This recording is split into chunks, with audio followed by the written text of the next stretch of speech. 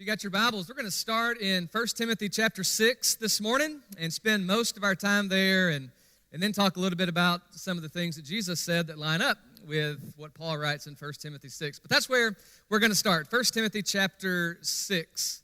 In 2014, so about 6-7 years ago, Vanity Fair put out a poll questionnaire, and they simply asked, out of the 7 deadly sins, you know what they are. They're, lust and anger and greed and sloth, and there's 4 of them. I forget the other 3. But out of the 7 deadly sins, they said, what's the worst? What's the one that leaves the darkest marks on society? And by and large, the most common response to that, number 1 on their list of most dangerous 7 deadly sin is greed. Well, around the same time, The Economist put out another study and said, which of the 7 deadly sins have you been most guilty of in your life? And more specifically, which of the 7 have you been most guilty of in the last month, in the last 30 days? Number 7 on that list, last place, was greed. And so you're stuck with this problem where everybody recognizes that greed is a huge issue in our world. Everybody recognizes how bad and evil it is and how rampant it is around us. But nobody thinks that it's true of them. Nobody thinks that I'm a greedy person. Nobody thinks that greed is something that we personally deal with. And so we got to figure out, how does that happen? How do we all kind of understand that greed is horrible, terrible, and rampant in our world and causes devastation everywhere it goes, but none of us are guilty of it? Well, we got to ask ourselves a question. What's our life been about? Are we people who take more than we give, or have we lived lives that are more about giving than they are about taking? We're in the middle of this series. I was going to end it going back to something better than normal. I was going to end that last week in January, but I got 4 more sermons that I think would be good, so we're just going to continue it through February. And one of them is that if my life has been about taking, then I don't want to go back to normal. If I'm just about getting and hoarding what I've got and not being generous, then I don't want to go back to that. I want to go back to a life that is better than normal, then a life that is more about giving than it is about taking. And so we got to talk a little bit about that this morning. And we're going to do it most of the time from 1 Timothy chapter 6. Let me lay a foundation here and say that sometimes we get this verse wrong. If you're looking in 1 Timothy chapter 6, verse 9 is kind of where we're going to start here. Money is the root of all evil, is how this verse is sometimes quoted, but that's not what the verse is at all, because it doesn't say that money is the root of all evil. It says that the love of money is the root of all kind of evil. So in 1 Timothy chapter 6, verse 9, he says, those who desire to be rich fall into temptation, into a snare, into many senseless and harmful desires that plunge people into ruin and destruction. And if you just take a step back right there in verse 9, you probably know what that looks like in life, right? Because we've seen people who've been striving for riches and wealth and accumulation and just wanting to get and receive. And you've seen people who have wanted that so much that temptation is so strong that it binds them up. And they fall into snares. And they fall into traps, it seems, and many senseless and harmful desires. And you've seen people, or you've heard about people maybe, or maybe you've been the person who's been plunged into ruin and destruction, and it's just really, really turned out badly for somebody, for you maybe, because of the love of money. All right, and then Paul goes into this. Verse 10, he says, for the love of money is a root of all kinds of evils. It's through this craving that some have wandered away from the faith and pierced themselves with many pangs. And so Paul says it's so dangerous that it's ruining lives, it's destroying families, it's leading people away from the faith. We all know that, right? We all understand that greed is bad and greed causes all kind of problems. The problem is we never really put ourselves in the greedy category. And so how can I know? Well, there's one little verse in the Old Testament. It's Ecclesiastes chapter 5, verse 10. And that's written by Solomon. And Solomon says, here's kind of how you know if you've got the love of money. And it's really simply if you always find yourself lacking. If you always feel like you want more, if your money income is just, never ever been enough and you always want more, and then you get more and then you want more, that's where Solomon's going to land and say, that's when money is dangerous. Because we love it, we're never satisfied, we want more, we want to gain, we want to accumulate, and some of that can be used for good reasons. We'll talk about that in a few minutes. But if we're looking at it for ourselves, and if we're only out for ourselves, and we're never about giving, we're always about taking, then money's become dangerous because it's become something that we love. We know it's bad, we know it's evil, but nobody wants to think that it's true of us. All right, it's not all negative. If you're still in 1 Timothy chapter 6, look at the end of the chapter, and Paul says this can actually be a great blessing, right? Money it's not just something that is terrible and temptation and falls into snares and traps and wrecks lives and marriages and families and gets us off the straight and narrow path. Money can also be a huge blessing. And so in verse 17, he speaks to the same people. And he says, as for the rich in this present age, charge them not to be haughty, nor to set their hopes on the uncertainty of riches, but on God, who richly provides us with everything to enjoy. And then he says, verse 18, okay? So we're not gonna put our hopes in riches, we're not gonna put our hopes in wealth, because it can be fleeting, it can come and go. But he says, if you got it, verse 18, then they are to do good, to be rich in good works, to be generous and ready to share. Thus, storing up treasure for themselves as a good foundation for the future, so that they may take hold of that which is truly life. So Paul, again, in the same chapter, he says, look, tell these people who are rich in the present age that they have some kind of wealth. He's not saying you're wrong for doing that. He's not saying you're inherently evil because you've accumulated some wealth in your life. He is saying that since you got it, your responsibility as a Christian is to love your neighbor with it. Our responsibility is to see our resources and our money as a blessing that we can bless the lives of other folks with. And so it goes on this list in verse 19 to do good.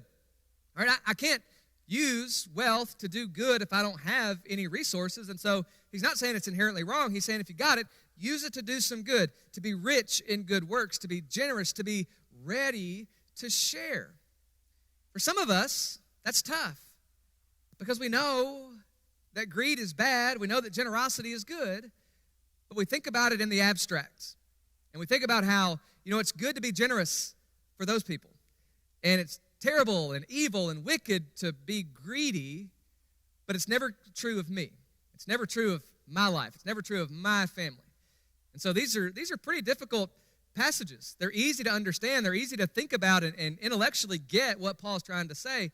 It's really hard for us to internalize it and make it relevant and real for our own lives. Money's not evil. The love of money is the root of all evil. But on the flip side, money can be a huge blessing if we decide we're going to be giving more than we are taking. Now, let's talk about what Jesus said about this. Let's go to Luke chapter 12.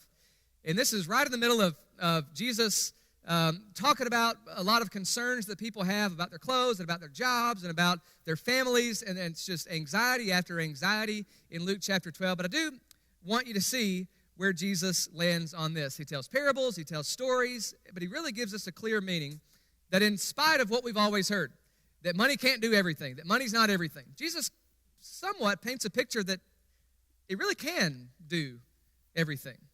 Maybe not everything, exhaustive of every possible thing in the universe, but when it comes to what Jesus' point is in his messages, when he comes and says, you're supposed to be a people who love one another, and we're supposed to be a group of folks who care about one another and sacrifice for other people, then our money, our resources, is really how that is going to show up in life. And so a couple of verses here. Luke chapter 12, look at what he says in verse 13. Somebody in the crowd says to him, "Teacher, tell my brother to divide the inheritance with me." That's one of those phrases that shows up a few times in Luke's gospel. It shows up here a couple of times in Luke 12. It shows up in Luke chapter 15 where the prodigal son, before he's a prodigal, goes to his dad and he says, "I want you to divide to me the inheritance that's going to be coming to me." What he's essentially telling his dad is, you're better off to me dead so that I can have the money and I can have the wealth and the inheritance, and he's going to spend it on himself. And so when you think about some of these phrases, just that divide the inheritance to me, there's a divisive spirit that seems to be happening with regard to this people's wealth and their money in Luke chapter 12 and in Luke chapter 15. And so if we're thinking about that, maybe you've got experience in your family when somebody has passed away and they've left some kind of inheritance and the family has been wrecked as a result of it. And so you've probably seen the power that money has to divide and destroy and wreck relationships and wreck families and totally destroy the love that people should have for one another. We've seen that. Money can do that. Money can maybe reveal some of those motives that were already deep down in our lives and in our souls. But there's also a flip side. If you look at Luke chapter 12, go down to verse 32. All right? So there's a negative side. If people are loving their money so much that they're saying, I don't really care what it does to my relationships. I'm not real concerned about mom and dad and brother and sister and family and friends, and I'm not real concerned about what they think about me. Give me what's mine. Give to me. There's another side to that. In verse 32, fear not, little flock, Jesus says, for it is your Father's good pleasure to give you the kingdom. And so verse 33, sell your possessions and give to the needy, and provide yourselves with money bags that do not grow old, with a treasure in the heavens that does not fail, where no thief approaches, no moth destroys, for where your treasure is, there your heart will be also. Now, we know that part of it. But what's interesting to me is the first thing that Jesus leads out with when he says in verse 33, sell your possessions and give to the needy, provide yourselves with money bags that don't grow old. Sell your stuff and give to the needy. Now, that's not a blanket command for all people everywhere.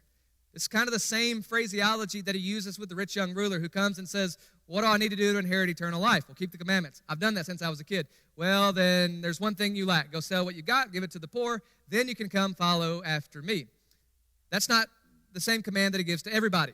That's a specific command to a specific person in that context. In other places, he tells people like Zacchaeus, hey, don't defraud anybody anymore. Don't steal from people anymore. Give back. Make some retribution for what you've done. And so it's not a blanket statement.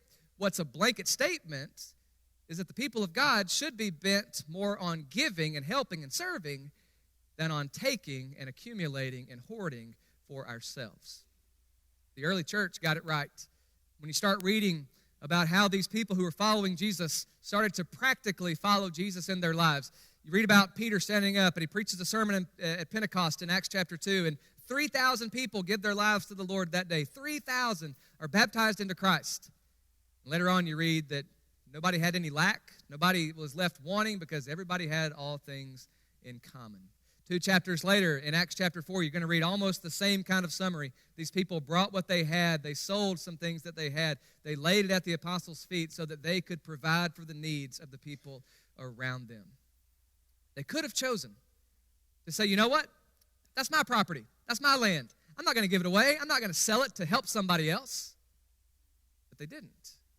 They understood who Jesus was. They understood that the love of money is incredibly dangerous.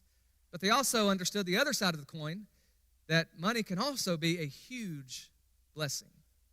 The difference is, do I live a life of giving, or do I live a life of taking?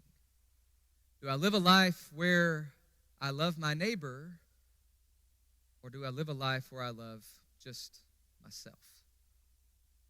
But let me ask you again, what's your life been about? Has it been about giving, helping, sacrificing? Or has it been about taking, receiving, and accumulating, only so that you can spend it on yourself? One of those is in line with Christianity, and one of those never has been. And so if normal for you, for me, for us, was about taking.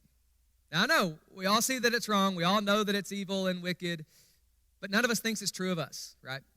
But if we really think about it, and we think about how we've lived our lives and how we've used our resources and what we've done with what God has blessed us, if normal was I'm just going to hold on to it all and I'm not going to help anybody, I'm not going to live a life of generosity, then I think we've got some investigation to do in our own lives and in our own motives, right? If that's normal, then let's go back to something better than normal.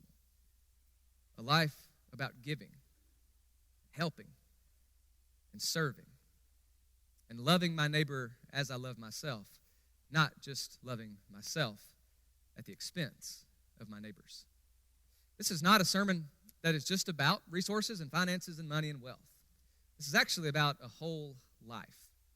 Because what we do with our finances, giving or taking, is also true, or can also be true, of what we do with our lives. We can live lives of sacrifice, live lives of helping, of serving, of reaching out, of doing good to one another, or we can live lives of taking, of never helping, of not sacrificing. The choice is up to us. But at the end of the day, it comes down to, what have I really done with my life? Have I decided that my life is going to be one that is spent serving God, or is it going to be spent serving me? Is my life one that I'm going to give to God, or am I going to give it to whatever my little selfish heart's desires are? There again is a question that I can't answer for you and you can't for me, but we've got to think about it deep down inside our own minds, in our hearts, and in our lives. And maybe it comes down to the question of, have we really given our lives to God? When Paul writes to people, as he writes to them several times, and he says, hey, there are some needy people around you. There are some people who need your finances to help them survive and help them get along. And he talks to them about how you didn't just give of your resources. You gave of yourself first. And so that's what I'm asking you this morning. I know we want our lives to be more about giving and less about taking. Maybe that starts with us giving our lives to God and giving our ambitions and our desires and our wants to God, giving our total self, our whole self to Him, to lean on Him, to trust Him, to free us up to give of our means. Maybe today you're somebody who's been taking more than you've been giving. Maybe today's the day that you change, but that probably doesn't happen unless we totally give our lives to God. And so maybe today you've got faith in who God is and what God has done for you, and you want to live that kind of life where you give more than you take, but it's been really difficult for you. And so maybe today's the day that you trust in God, that you decide you're going to live life on His terms, in His way, on His path. Maybe today that means that you're baptized into Christ. If you haven't done that before, and your sins are washed away, you die to self in that process, and you rise up not living for selfish means, for my own desires anymore, but you live for others, you live for God. Maybe you've been a Christian for decades, but it's been decades of taking more than you've been giving to others. And so maybe today's the day that you decide, I'm going to be more generous and less greedy in my life. I'm going to realize that greed's terrible, horrible, wicked, but it may be true of me, even though I've doubted it and denied it for years. And so maybe today's the day that you decide, I'm going to go back to something better. And better than greed is being generous and helping and serving and caring and in loving our neighbors as ourselves. This morning,